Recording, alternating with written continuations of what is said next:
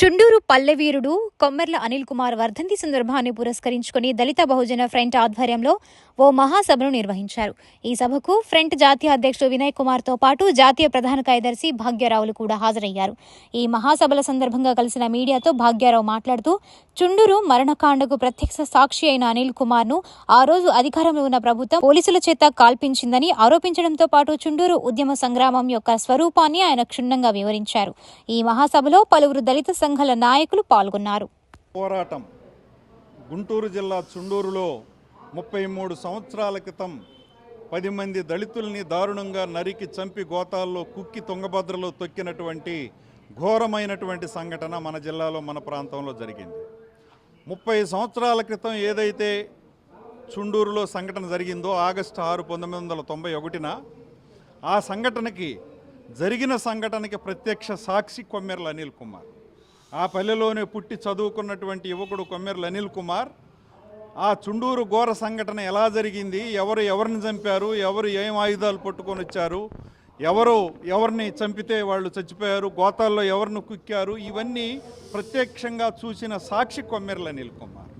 అప్పుడున్నటువంటి రాష్ట్ర ప్రభుత్వం చుండూరులో పోరాటం నడుస్తున్నప్పుడు కొమ్మెర్ల అనిల్ కుమార్ ప్రత్యక్ష సాక్షి కాబట్టి ఇతను సాక్ష్యం చెబితే చాలామంది అక్కడ ఉన్నటువంటి అగ్రకులాలకి పోలీసులకి శిక్షలు పడతాయి అనే ఉద్దేశంతో పోలీసుల్ని అగ్రకులాలని శిక్షల నుంచి తప్పించడం కోసం అప్పటి ప్రభుత్వం చుండూరులో నడుస్తున్నటువంటి శిబిరం మీద పోలీసు దాడి చేసి కొమ్మెర్ల అనిల్ కుమార్ ప్రత్యక్ష సాక్షినే కాల్చి చంపినటువంటి సంఘటన సెప్టెంబర్ 10వ తేదీన జరిగింది.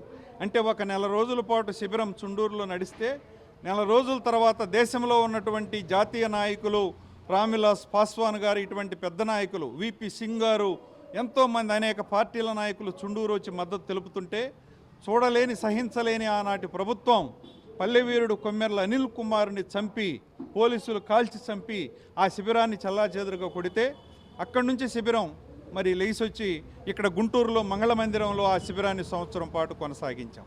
అంటే ఆ ప్రత్యక్ష సాక్షి చుండూరు కేసుకి మారణకాండకి ప్రత్యక్ష సాక్షి కొమ్మెర్ల అనిల్ కుమార్ యొక్క స్ఫూర్తిని, పోరాట స్ఫూర్తిని మరి మొత్తం దళిత జాతికి అంకితం ఇచ్చే దానికోసం దళిత బహుజన్ ఫ్రంట్ ప్రత్యేకంగా 33 సంవత్సరాలుగా కొమ్మెర్ల అనిల్ కుమార్ చనిపోయిన రోజుని సెప్టెంబర్ 10వ తేదీని ఈ రోజుని పల్లెవీరుల మహోత్సవంగా జరుపుతున్నాం.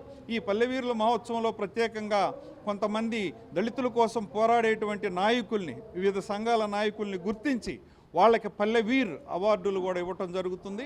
ఆ కార్యక్రమాన్ని ఈరోజు నిర్వహించడం జరుగుతుంది. వరదల కారణంగా ఈ కార్యక్రమాన్ని చిన్న కార్యక్రమంగా పెట్టాం. ఇంకా పెద్ద కార్యక్రమాన్ని ఈ నెలాఖరులో కానీ వచ్చే నెలలో కానీ ఏర్పాటు చేస్తాం. అంటే చుండూరు పల్లెవీరుడు కొమ్మెర్ల అనిల్ కుమార్ యొక్క ఉద్యమ స్ఫూర్తి, అతని యొక్క ఉద్యమ త్యాగం, ప్రాణత్యాగం దళితులకు స్ఫూర్తిగా నిలుస్తుంది, దళిత పోరాటాలకు స్ఫూర్తిగా నిలుస్తుంది, దళిత జాతికి, దళిత నాయకులకి స్ఫూర్తిగా నిలుస్తుంది. ఆ స్ఫూర్తి